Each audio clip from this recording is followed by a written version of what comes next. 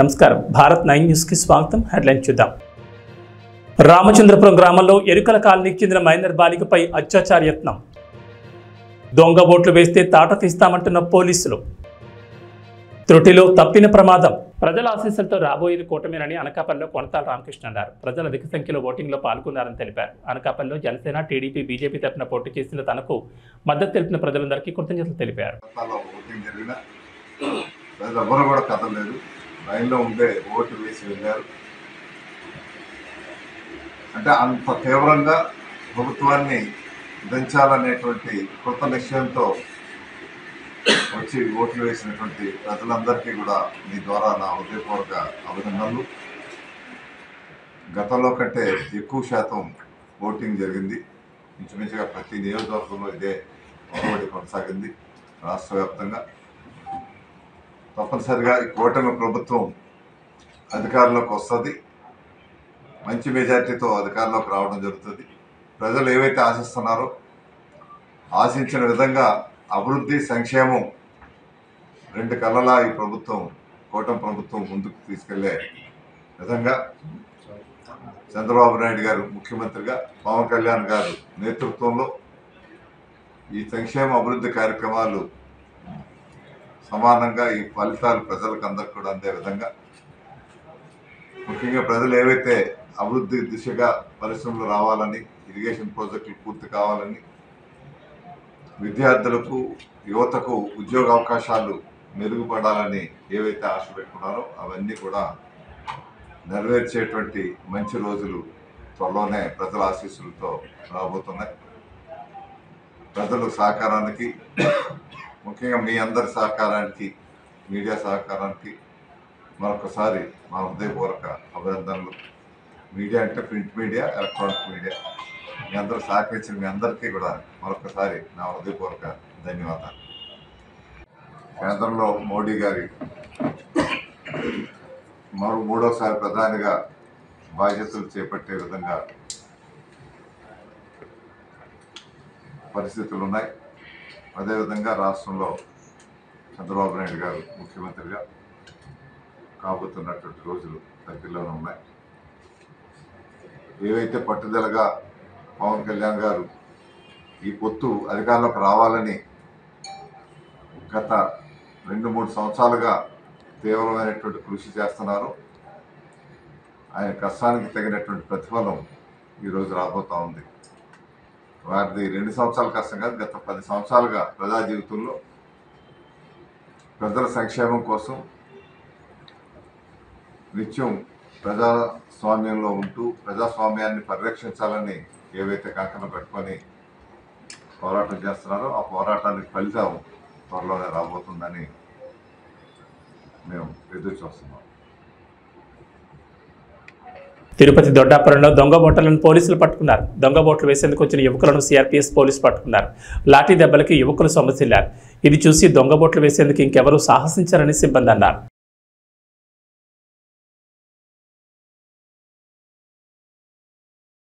సొంతూరుపై మమకారం, ఓటు వెయ్యాలనే దృఢ సంకల్పం. పిల్లా చెల్లతో ఇంటిల్లి పాతి స్వస్థలాలకు విచ్చేశారు.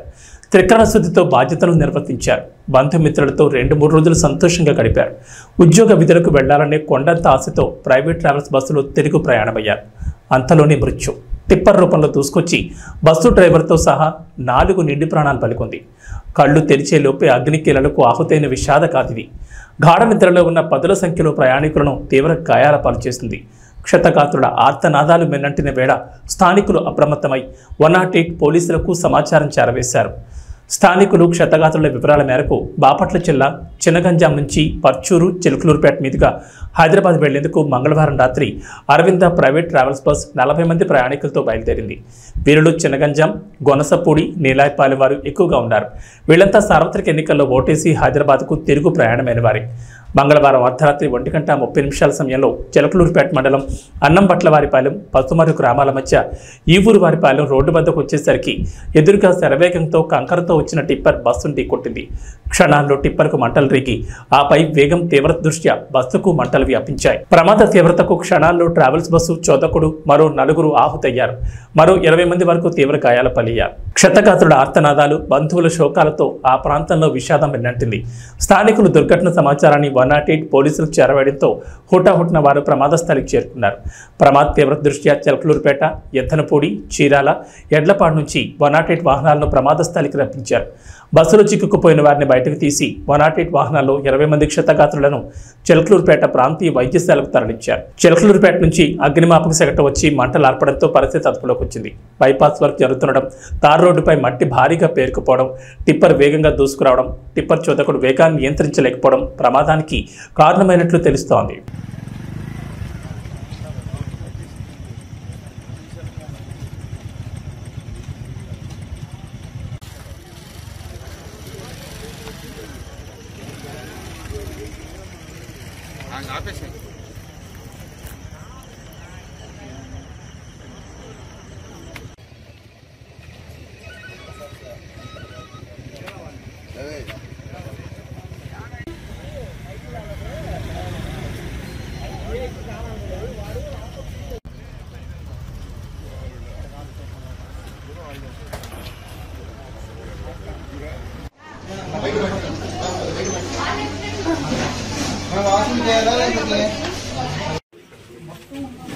నా కొడుకులు ఓట్లు పిలిచి అమ్మప్పుకు ఏ నా కొడుకు అయితే ఏమైంది? ఏ నా కొడుకు తెలిసి డబ్బులు రావాడు అమ్మ కొత్త నిజంగా వాడు మగలే మట్టాడు అమ్మ చెడు కొత్త ఎన్టీఆర్ జిల్లా మైలవరం నియోజకవర్గం ఇబ్రహీంపట్నం మండలం మూలపాడు నేషనల్ హైవేలో రోడ్డు ప్రమాదం జరిగింది. ఈ ప్రమాదంలో ఒకదాని వెనక మరొకటి 4 వాహనాలు ఢీకొన్నాయి. విజయవాడ నుంచి హైదరాబాద్ వైపు వేగంగా వెళ్తున్న 4 వాహనాల్లో ముందున్న వాహనదారుడు సడన్ బ్రేక్ వేయడంతో ఈ ప్రమాదం జరిగినట్లు సమాచారం అందుకున్న ఇబ్రహీంపట్నం ఎస్ఐ శ్రీనివాసరావు సంఘటనా స్థలానికి చేరుకుని వివరాలు సేకరించారు. ఈ ప్రమాదంలో ఎవరికీ ఎటువంటి గాయాలు కాకపోవడంతో అందరూ ఊపిరి పీల్చుకున్నారు. ప్రమాదానికి గల కారణాలు తెలియాల్సి ఉంది.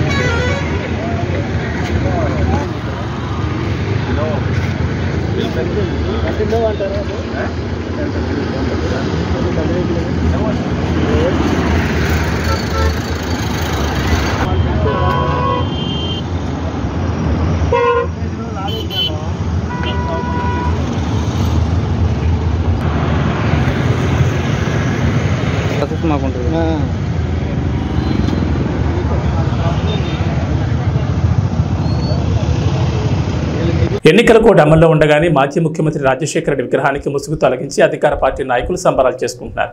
అధికార పార్టీ ఏం చేసినా చెల్లుతుందనే భావనలో ఇలా చేస్తున్నారని, రాజశేఖర రెడ్డి విగ్రహానికి ముసుగు తొలగించడం అధికార పార్టీ కోడ్ ఉల్లంఘించడమే అవుతుందని, మరి అధికారులు అధికార పార్టీపై ఖచ్చితంగా చర్యలు తీసుకోవాలని కోరుతున్నారు.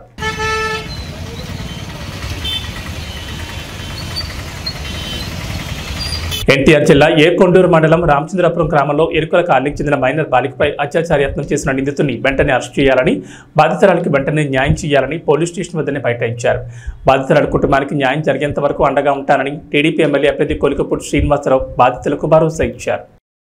అంటే 100 మంది ఒకవైపు ఉన్నారు, 10 మంది ఇంకొకటి.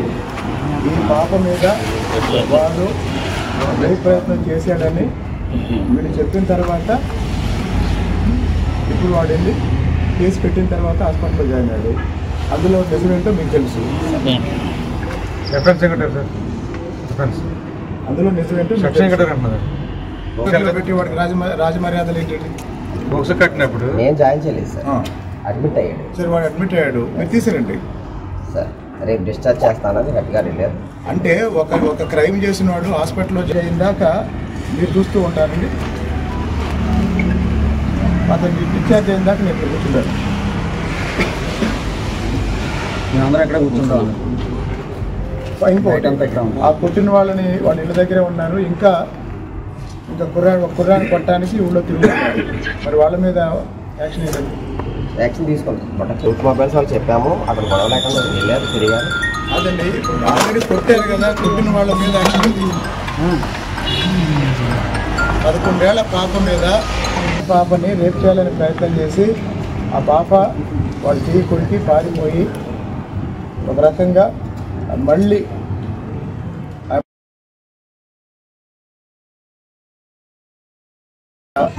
బాధితురాలి బంధువుల్ని తలలు పగలు కొట్టారు. వాళ్ళ మీద కూడా యాక్షన్ లేదు. అంటే వీళ్ళు ఎస్టీ వాళ్ళు, ఎరకల వాళ్ళు, ఎవరు దిక్కులు వీళ్ళు 10 మందే ఉన్నారు. అంటే జనబలాన్ని బట్టి జడ్జిమెంట్ ఇస్తారండి. అదే వెళ్ళిపోమన్నారు సార్. అది గుండమన్నా కూడా మీరు ఉండటానికి వెళ్ళారు. ఫ్యామిలీ ఒక్క ఫ్యామిలీ కూడా లేదండి, మొత్తం 5 ఊర్లో ఉన్నారు. సార్ తీసుకొచ్చారండి, ఇప్పుడు వస్తున్నారు. మహబూబాబాద్ జిల్లా తొర్రూరు మండలం నాంచారి మడూరు గ్రామ శివార్లోని రెడ్డి గార్డెన్లో PETA women's empowerment Telugu association founder హనుమాన్ల ఝాన్సీరెడ్డి ఆధ్వర్యంలో మదర్స్ డే సెలబ్రేషన్స్ వేడుకలు ఘనంగా నిర్వహించారు. ఈ కార్యక్రమంలో పాలకుర్తి ఎమ్మెల్యే మామిడాల యశస్విరెడ్డి పాల్గొన్నారు. అనంతరం మాట్లాడుతూ తల్లి ఎప్పుడైనా పిల్లలను మంచిగా చూసుకుంటుందని, పిల్లలు కూడా తల్లిదండ్రులు మంచిగా చూసుకోవాలని అన్నారు. మా అత్తమ్మ నాకు తల్లితో సమానమని, ఇక్కడికి వచ్చి పోటీ చేసే క్రమంలో నాకు నాపై నమ్మకం ఉండేది కాదని, మా అత్తమ్మ ఒక తల్లిగా ధైర్యం కల్పించి నడిపించిందని గుర్తు చేశారు. పాలకుర్తి ప్రజలందరికీ మా కుటుంబం తరపున మదర్స్ డే శుభాకాంక్షలు తెలిపారు. బీటా ఫౌండర్ ఝాన్సీరెడ్డి మాట్లాడుతూ పిల్లలందరూ తల్లిదండ్రులను మంచిగా చూసుకుని అందరూ కలిసిమెలిసి ఉండాలని కోరారు. అనంతరం తల్లులకు శాలువాలతో సన్మానం చేసి ఫౌండర్ ఝాన్సీరెడ్డి, ఎమ్మెల్యే యశస్విరెడ్డి ఉల్లాసంగా డాన్సులు చేశారు.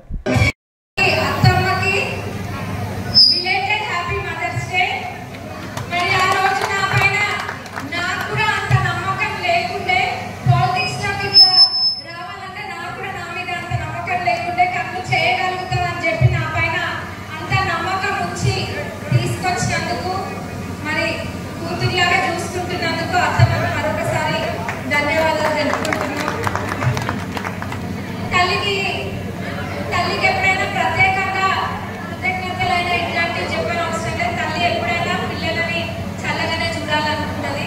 మరి మీరందరూ కూడా మమ్మల్ని అదే విధంగా ఆరాధించి ఆ రోజు కంటతడి పెట్టుకుంటే మీ బిడ్డలు, మీ ఇంట్లో మనుషులు కంటతడి పెట్టుకున్నట్టుగా మీరందరూ కూడా బాధపడ్డారు. మరి మీ ప్రేమ అది మేము ఎన్ని జన్మలు ఎత్తినా కానీ అది మాకు అంత ప్రేమ దొరకదు. ఎన్ని కోట్లు పెట్టినా కానీ అంత ప్రేమ దొరకదు. మరి పాలకుర్తి ప్రజలందరూ మా కుటుంబం. మరి మీరందరూ ఇదే విధంగా 40 రోజులలో కూడా ఇదే విధంగా మేము ప్రేమ చూపించాలని కోరుకుంటున్నాం. మరి ఇదే విధంగా మన పాలకుర్తి నియోజక ఆడపడుచులందరినీ ఆ దేవుడు మనందరూ కూడా ఇట్లా మంచిగా చూడాలి. మరి మన పిల్లలు కూడా మన తల్లులందరినీ కూడా మంచిగా చూడాలని కోరుకుంటూ సెలవు తీసుకున్న వేదిక తరఫున రైట్ పెట్టండి, కొద్దిగా వాయిస్ కట్టింది.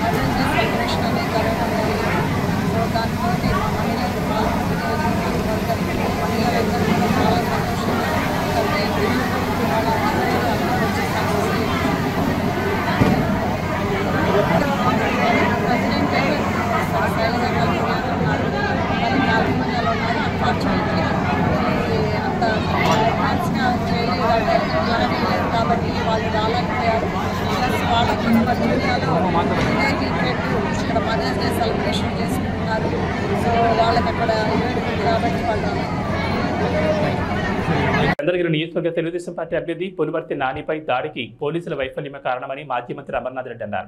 ఈ సందర్భంగా ఆయనను పరామర్శించారు. తిరుపతి శ్రీ పద్మావతి మహిళా వర్సిటీలో స్ట్రాంగ్ రూమ్ పరిశీలనకు మంగళవారం వెళ్లిన పులివర్తి నానిపై విచక్షణ రహితంగా దాడి చేయడంతో ఆయన గాయపడి అపస్మారక స్థితికి చేరుకోవడం స్విమ్స్కి తరలించారు. అక్కడ చికిత్స పొందుతున్న ఆయనను మాజీ మంత్రి అమర్నాథ్ రెడ్డి, చిత్తూరు ఎంపీ అభ్యర్థి దగ్గుమల్ల ప్రసాదరావు, పోతలపట్టు ఎమ్మెల్యే అభ్యర్థి మురళి తదితరులు కలిసి పరామర్శించారు. అనంతరం మీడియా సమావేశంలో దాడిని ఆయన ఖండించారు.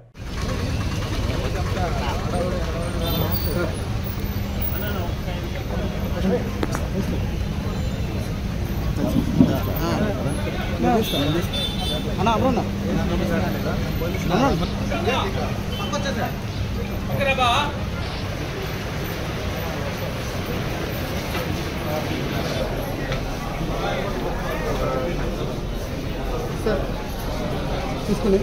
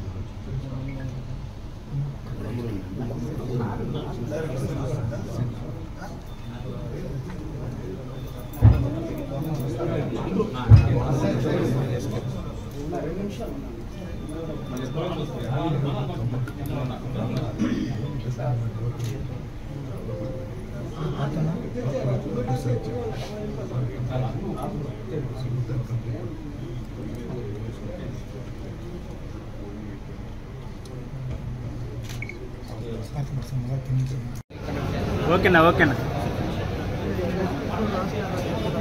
ఓకేనా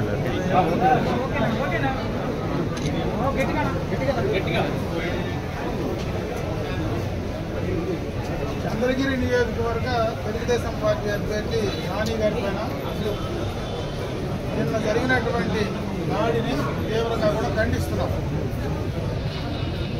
ఇది ప్రజాస్వామ్యంలో కరెక్ట్ అయినటువంటి పద్ధతి కాదు. రాష్ట్ర వ్యాప్తంగా జగన్మోహన్ రెడ్డి ప్రభుత్వానికి, ఆ నాయకులకు ఈ ఎన్నికల్లో ఓడిపోతామనేటువంటి భయం క్లియర్ కట్గా నిన్న జరిగినటువంటి సంఘటనను ఒకసారి చూస్తే మనకు అర్థమవుతుంది. మన ప్రాంతంలో ఎప్పుడు కూడా ఇటువంటి రాజకీయాలు లేవు. అందున ఇక్కడ ముఖ్యంగా చంద్రగిరి కానీ తిరుపతిలో కానీ ప్రశాంతంగా ఉండేటువంటి ప్రాంతం. ఇక్కడ ఒక ఫ్రాక్షన్ రాజకీయాల్లాగా తీసుకొచ్చేటువంటి పరిస్థితి ఈరోజు వైఎస్ఆర్ ప్రభుత్వం నడుస్తాం.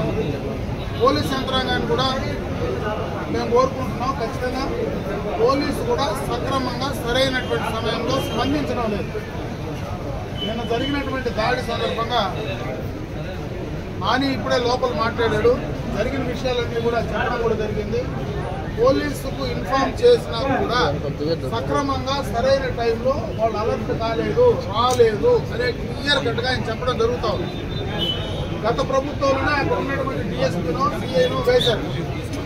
వాళ్ళు పూర్తిగా ఎన్నికలు నిష్పక్షపాతంగా జరపడంలో కానీ, అదేవిధంగా అక్కడ ఏనాటి అల్లర్లు కూడా జరగకుండా శాంతియుతంగా ఎన్నికల ప్రక్రియ అయిపోయిన తర్వాత ఈ రకమైనటువంటి పంట జరగడం అనేది నిజంగా రాష్ట్ర ప్రజలందరూ కూడా గమనిస్తూ ఉన్నారు. ఇక్కడే కాదు, నిన్న అన్ని నియోజకవర్గాల్లోనూ ఇదే రకమైనటువంటి పంట. పలమనేరు నియోజకవర్గంలో అయితే రాత్రి ఎన్నికలైన తర్వాత కూడా ఇప్పుడు రోయా హాస్పిటల్లో ఇంటెన్సివ్ కేర్లో తీసుకొచ్చి పెట్టారు. అంటే ఒకటి కాదు, అన్ని నియోజకవర్గాల్లో పొంగనూరులో చూస్తే అక్కడ ఒక రకం, తిరుపతిలో చంద్రగిరిలో చూస్తే ఇక్కడ ఒక రకం, ప్రశాంతంగా ఉండే కుప్పం పలమనేరులో కూడా ఇటువంటి రాజకీయాలు తీసుకొస్తూ ఉంటే జగన్మోహన్ రెడ్డి విధానాలు ఆ యొక్క పార్టీకి సంబంధించినటువంటి నాయకులు ఏ రకమైనటువంటి ఆలోచన ధోరణి ఉందో మరి అర్థం చేసుకోవాల్సినటువంటి పరిస్థితి ఉంది. దీన్ని పూర్తిగా కూడా ఖండిస్తున్నాం. మేము మళ్ళీ కూడా పోలీసు ఎవరైతే తెలుగుదేశం పార్టీ నాయకులు ఉన్నారో వాళ్ళందరినీ తీసుకొచ్చి ముందస్తుగా బైండ్ ఓవర్ చేసి స్టేషన్లో కూర్చోబెడుతున్నారు. ఎందుకు కూర్చోబెడుతున్నారో అర్థం కావడం లేదు. అంటే ఒక భయానకమైనటువంటి వాతావరణాన్ని ఎన్నికలు అయిపోయిన తర్వాత కూడా సృష్టించేటువంటి ప్రయత్నం చేస్తూ ఉంటే ఎక్కడికి వెళ్తున్నారని అడుగుతూ ఉన్నారు. ఎవరి నాయకుల్ని మీరు ఇబ్బంది పెట్టద్దండి. మేము ఎవరం కూడా ఎప్పుడు ఎన్నికల్లో హింసకు తావు లేకుండా చేసినటువంటి సందర్భం ఉంది. ఈరోజు మా నాయకులందరినీ తీసుకెళ్లి మీరు స్టేషన్లో పెట్టి బెదిరించే కార్యక్రమం చేస్తే ఎంత మాత్రం సభకు అడుగుతా ఉన్నా.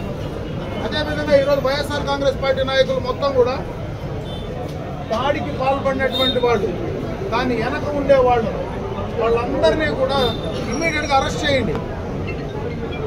ఆ ఇద్దరు ముగ్గురిని తీసుకొచ్చి లోపల పెట్టడం కాదు, నిజంగా ఆ దాడికి వెనక ఎవరైతే మొత్తం చేశారో దాన్ని ఇమీడియట్గా కంట్రోల్ చేస్తే కానీ ఇవన్నీ కూడా బయటకు రావు.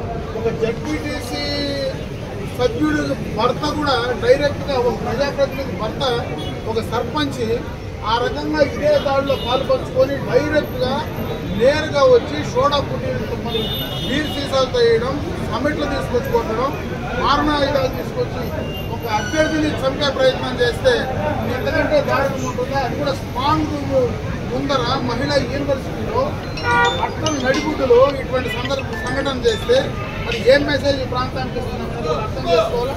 దీనికి మొత్తం కూడా యంత్రాంగం ఇమీడియట్గా అప్రమత్తం కావాలా.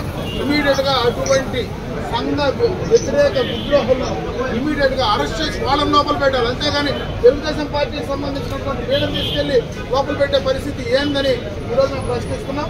ఖచ్చితంగా ఈ దాడిని ఖండిస్తున్నాం. మీరు ఎప్పటికైనా పోలీస్ యంత్రాంగం, అధికార యంత్రాంగం ఇమీడియట్గా దాన్ని కంట్రోల్ చేసేటువంటి ప్రయత్నం చేయకపోతే తప్పకుండా తెలుగుదేశం పార్టీ శ్రేణులు బయటకు వచ్చి రోడ్లపైకి వచ్చి నిరసన చెప్తారు. మరి దాన్ని ప్రతిఘటించేదానికి అందరూ కూడా సిద్ధంగా ఉన్నారు. ఎవరు భయపడేటువంటి పరిస్థితి లేదు. ఏదో చంపేస్తామనో లేదంటే ఏదో చంపే ప్రయత్నం చేస్తానో అంటే ఇంట్లో కూర్చునే పరిస్థితి అయితే లేదు. ఖచ్చితంగా దీనికి ఫలితం పర్యవసానం అనుభవించక తప్పదని చెప్పి ఈ సందర్భంగా తెలియజేస్తాం. ఎన్డీఏ కూటమి అభ్యర్థి వసంత కృష్ణ ప్రసాద్ ఎన్నికల అనంతరం ఇబ్రహీంపట్నం మండలంలోని దొనబాడ నుంచి మొదలై చెలుకూరు, దాములూరు, కొటుకలపూడి, కేతనకొండ, మూలపాడు, చూపూడి, తుమ్మలపాలెం, గుంటపల్లి, ఏలపూరు గ్రామాల్లో పర్యటించి నాయకులు, కార్యకర్తలతో సమీక్ష నిర్వహించారు. తన కోసం కష్టపడిన తెలుగుదేశం, జనసేన, బీజేపీ కుటుంబ సభ్యులందరికీ పేరు పేరున కృతజ్ఞతలు తెలిపారు.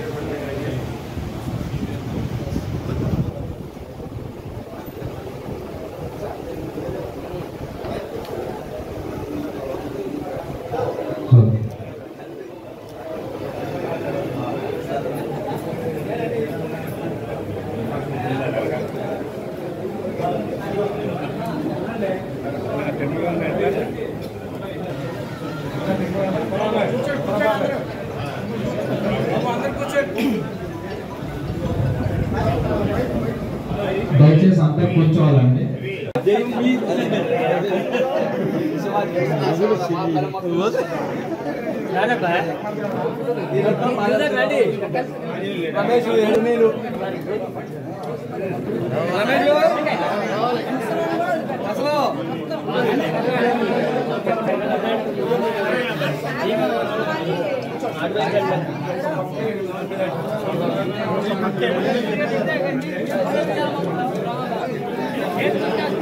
కుటుంబ సభ్యులందరికీ నమస్కారం. నా కోసం, పార్టీ కోసం, చంద్రబాబు నాయుడు గారి కోసం మీరు పడ్డ శ్రమ, ఎండాకాలం అని చూడకుండా మీరు తీసుకున్న శ్రమ, నాకు మీరు అందరూ అందించిన సహకారం, మీకు ధన్యవాదాలు చెప్పి వెళ్ళాలని చెప్పి రావడం జరిగింది. మీ ఊరికి తగ్గట్టు, పార్టీకి మీకున్న మద్దతుకు తగ్గట్టుగా అన్ని చోట్ల ఏదో 10 మంది 20 మంది అట్లా కలిసి వస్తూ ఉంటే మళ్ళీ ఇది మీ ఊర్లో ఏదో ఈ కౌంటింగ్ తర్వాత జరిగే కార్యక్రమం మీరు ముందే పెట్టేసినట్టుగా జరుగుతుంది. ఏమైనా నా కోసం, నా గెలుపు కోసం, పార్టీ గెలుపు కోసం పార్టీని ప్రధాన వేసుకొని మోసిన మీ అందరికీ, పెద్దలకి, చిన్నలకి అందరికీ నా హృదయపూర్వక ధన్యవాదాలు, నమస్కారాలు. తప్పకుండా రేపు 4వ తారీఖు ఈ రాష్ట్రంలో మనకు మంచి జరుగుద్దని, మన పార్టీకి మంచి జరుగుద్దని పూర్తి ఆశాభావంతో ఉన్నాను. మనంన్నిటికంటే మొట్టమొదటి ముఖ్యం మనకి చంద్రబాబు నాయుడు గారు ముఖ్యమంత్రి కావటం. అదే ఈ రాష్ట్రానికి అత్యవసరం. అదే ఈ రాష్ట్రానికి తప్పకుండా భగవంతుడు ఆశీస్సులతో అమావాస్య పౌర్ణములు ఎప్పుడు శాశ్వతం కాదు. అమావాస్య గడియలు వెళ్ళిపోయింది, పౌర్ణమి గడియలు రాష్ట్రానికి మొదలైనవి అని ఆశాభావంతో మన నియోజకవర్గంలో కూడా మీ అందరి కృషి, కష్టం, భగవంతుడి దీవెనలతో మనం ఖచ్చితంగా గెలవబోతా ఉన్నాం. కాకపోతే ఈ మెజార్టీలు ఇవన్నీ నేను గడిచిన ఎన్నికల్లో కూడా ఎక్కడ నోరిప్పి మాట్లాడేవాడిని కాదు. ఎందుకంటే దానికి బేసిక్గా ఫండమెంటల్గా నేను ఎగరేస్తూ ఇది మెజార్టీల గురించి మాట్లాడటం, కేవలం గెలుపు అవ్వడం. ఎందుకంటే మన మెజార్టీల గురించి మాట్లాడాలంటే ప్రజలను కించపరిచినట్టు కొంతమంది భావిస్తారు. అందుకని చెప్పి నేను గౌరవప్రదంగా ఇప్పుడు ఇంతవరకు నా జన్మలో ఒక్కరోజు కూడా మెజార్టీల గురించి మాట్లాడాల.